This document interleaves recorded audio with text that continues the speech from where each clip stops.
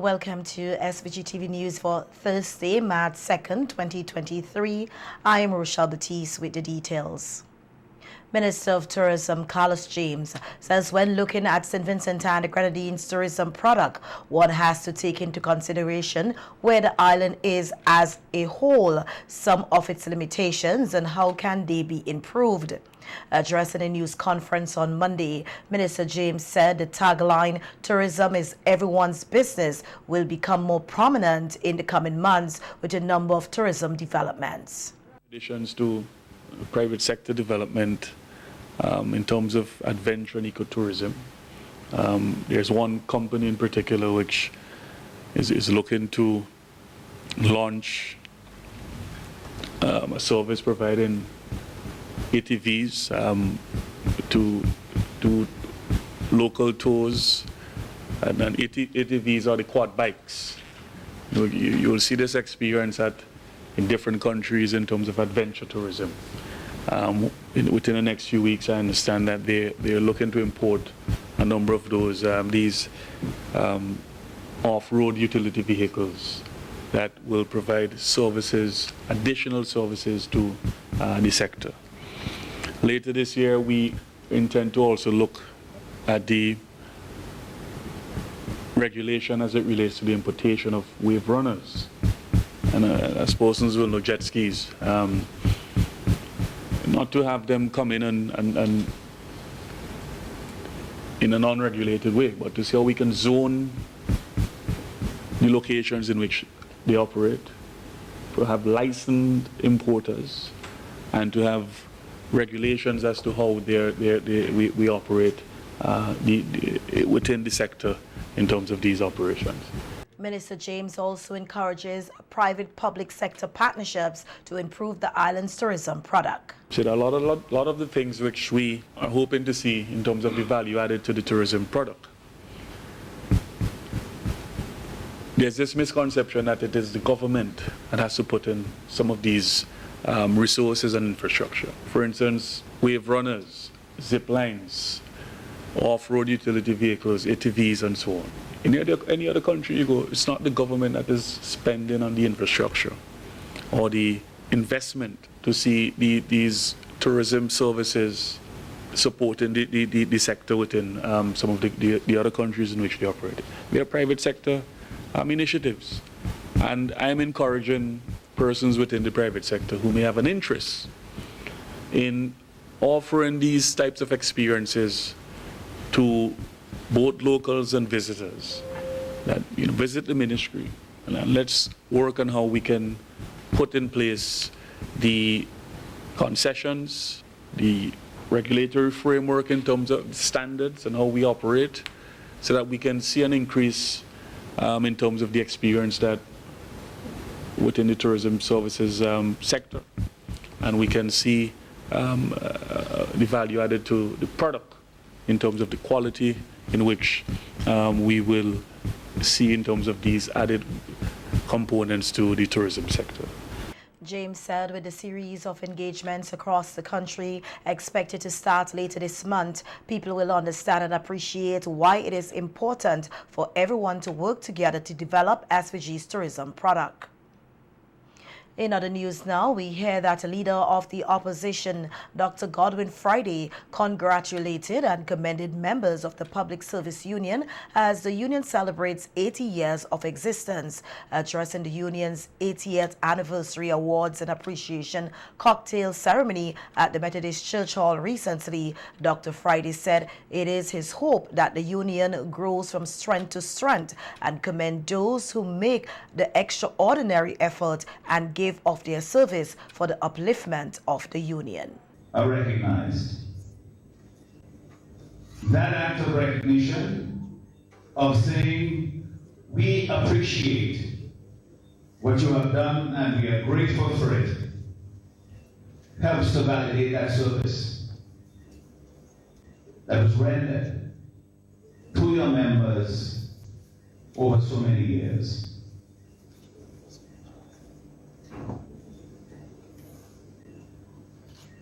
This is especially important, of course, in times when the role of unions is questioned and not valued as it was before by leaders in private business, in politics and government, and by society at large.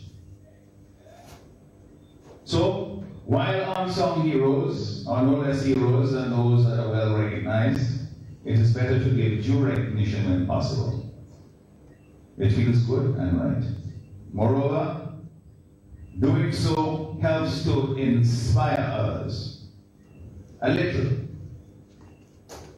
and some a lot, in that service, and maybe even to do extraordinary things on behalf of the membership of the union and our society at large. Prime Minister Dr. Ralph Gonsalves, who also addressed the ceremony, said he is satisfied that his government has made immense progress for the working people of St. Vincent and the Grenadines over the last 25 years, and they have more to do. There are some matters in which we have worked very well, and other matters on which we have some disagreements. But what is critical in my view is for us to revisit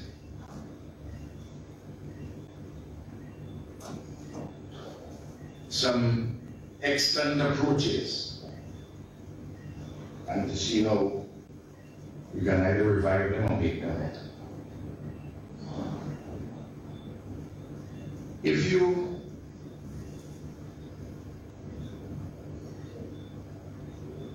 read the speeches which I have made before we came into office and since we have been in office, I am very strongly in favor of a social contract between the government, the state apparatus, and civil society. And indeed, I propose such a social and outline the principles and the basis for such a social contract. In fact, we put that social contract into legislative form in the National Economic Convention.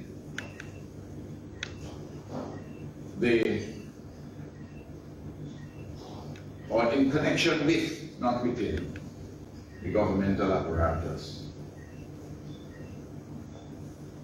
There is a framework there, and there's still a legislative framework, and it has functioned fairly well in part and then went into disuse. And it went into disuse largely because civil society, including unions,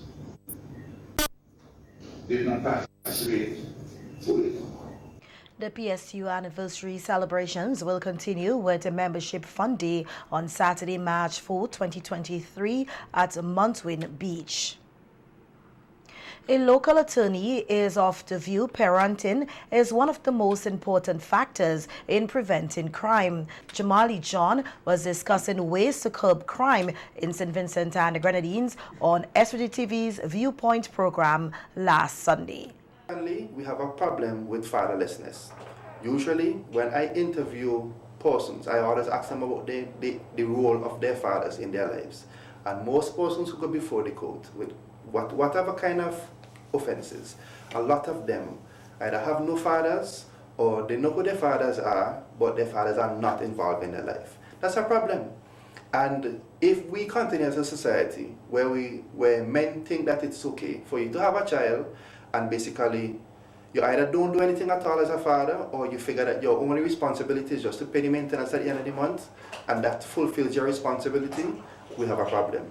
John said that the society also plays a great role in crime prevention as well as education, noting that studies have shown that persons, especially males, with little or no educational background tend to be the ones involved in crime.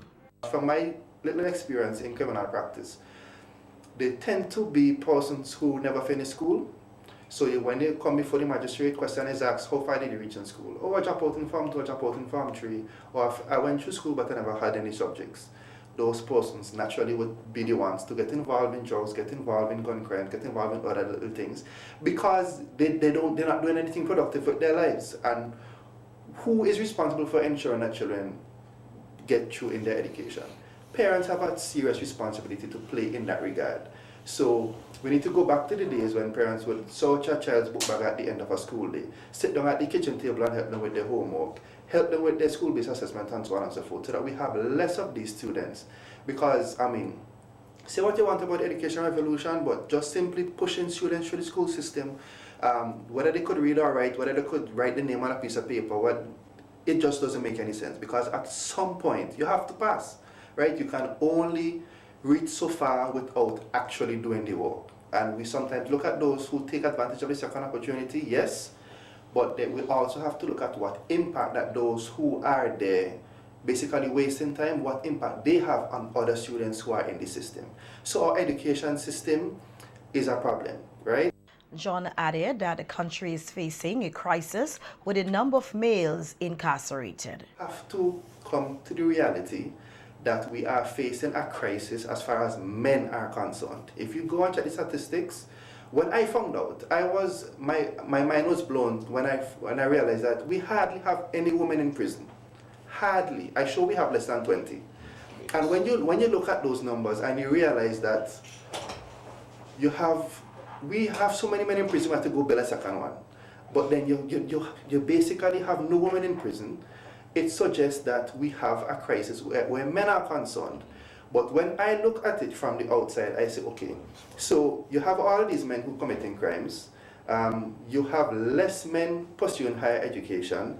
You have less men in church. And I know this because, I go to church and I am involved in church leadership. And I know when we have like public campaigns to try to encourage people to come to church or come back to church, it is almost impossible for you to convince or persuade a man between the ages of 16 to say 50 to come to church. You get them when they're little children, yes, and they sometimes come back in their old age, but when a man is young and strong, he's generally not interested in spiritual things. When women would more readily accept a call like that. So you don't find them in church, you can't find them in institutions of higher learning. You can't find them sometimes in leadership positions, but you will find them drinking, you'll find them smoking, you will find them having children here and everywhere, you'll find them gambling. So men, we have to see how we can arrest the situation as far as men are concerned. And the search is on for inmate Christopher Descent after he escaped while performing duties on the farm of the Bilal Correctional Facility on Wednesday, March 1st, 2023.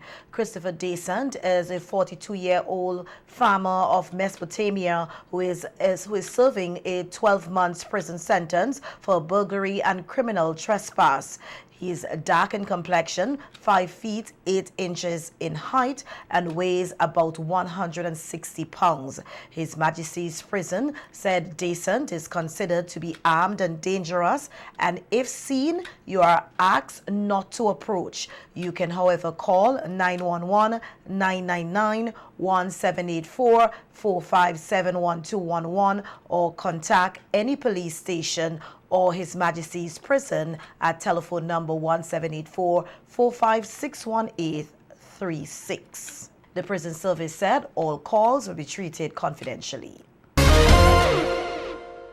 Vincentians here at home and in the diaspora are encouraged to join the National Garifuna Heritage Foundation for its 10th annual International Garifuna Conference, which will run from Thursday, March 9th to Saturday, March 11th. The conference, to be held at the NIS Conference Room, will accommodate face-to-face interaction and those in the virtual space. Announcing the activities to celebrate this year's Heroes and Heritage Month, Cultural Officer Maxine Brown said the conference will be held under the theme From Reaction to Action, Challenges and Opportunities for Promoting Reparatory Justice for Indigenous People. The 10th annual International Garifuna Conference will reflect various presentations from several researchers, lecturers, teachers, academia students, etc. At the Department of Culture, we have always collaborated well with TGHF, the Garifuna Heritage Foundation, and we want to encourage you, the general public, to support this 3-day event from March 11th, in fact March 9th to 11th. so that you can become more informed. It's important that we know our heritage. The 10th annual Garifuna Conference, in collaboration with the University of the West Indies Open Campus, will be held under the theme From Reaction to Action, Challenges and Opportunities for Promoting Reparatory Justice for Indigenous People. And this will be a two-format hybrid event where some things will be done face-to-face and others will follow online virtually. So you ought to be present. Brown said from Thursday, March 9 to Tuesday, March 14th, the Greg's Garifuna Council will host its activities for National Heroes and Heritage Month, which will be bigger and better this year. On the 9th of March, there will be an official launch, and most of the activities will take place in the night, except for the last day on March 14th. And this official launch will be held from 7 p.m. to 10 p.m. right in Greg's. On the 10th, they'll present talent show from 7 to 10 p.m. The Greg's Garifuna Council will present another night of talent in their talent show at the same time just mentioned. On the 12th, the Greg's Garifuna Council will pay tribute to the band King Dreads from 7 to 10 p.m. So it's resonating with us. The time is constant, you won't forget. On the 13th, the Greg's Garifuna Council will present a candlelight and flambeau tribute to Phil James, better known as Big Diesel, who has made a significant contribution to the community music-wise. On the 14th of March, Heroes Day, the Greg's Garifuna Council will culminate its activities with a grand March 14 celebration. And this will be a whole-day affair right up to midnight. A true cultural and rich heritage awakening awaits you. Greg's is a rich cultural hub. You have to take time to be there to celebrate with us. The public is also encouraged to wear Garifuna outfits on March 10th as part of the Ministry of Culture Garifuna Dress Day. We again will be promoting the Garifuna Dress Day. Yes, it's the Garifuna Dress Day on Friday, March 10th, where we want to encourage the general public, the ministries, the business houses, private and public, to just show your Garifuna pride, so to speak. And when I say Garifuna pride, I speak to your Garifuna outfits, your Garifuna fashion. And we employ to wear the colors, and the colors, if you're not familiar with them as yet, are yellow, black, and white. Yellow speaks to the Amerindian heritage, our Carib, our Kalinago heritage. The black addresses our proud and black African heritage. And white, it's all about peace. So wear your colors on March 10th. I can't wait to see you and post pictures, of course.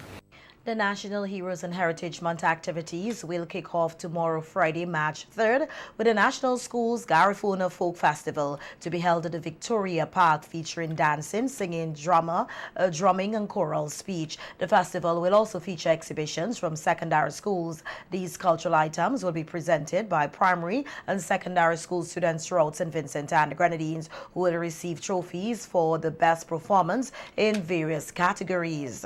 The festival will be held under the theme Children of Chatouet, Fruits of Our Heritage. The event will commence at 9 a.m. with a march from the Bishop College grounds to Victoria Park, led by the Royal St. Vincent and the Grenadines Police Band. Categories to be judged during the march past are largest group of students, most organized group, and best or most creative use of Garifuna colors, which are yellow, black, and white. Performances at the park will be judged as follows: Best Dramology, Most Outstanding Garifuna Song, Most Outstanding Garifuna Dance, Most Outstanding Garifuna Choral Speech, Most Creative Presentation, Best Oral Garifuna Team Presentation, Best Garifuna Fashion for Teacher, and Best Garifuna Fashion for Student. The exhibition booths at the park will be judged in the following categories: Most Outstanding Traditional Booth, Most Outstanding Research Paper, Most Outstanding Oral Presentation, Most Creative Local Dish.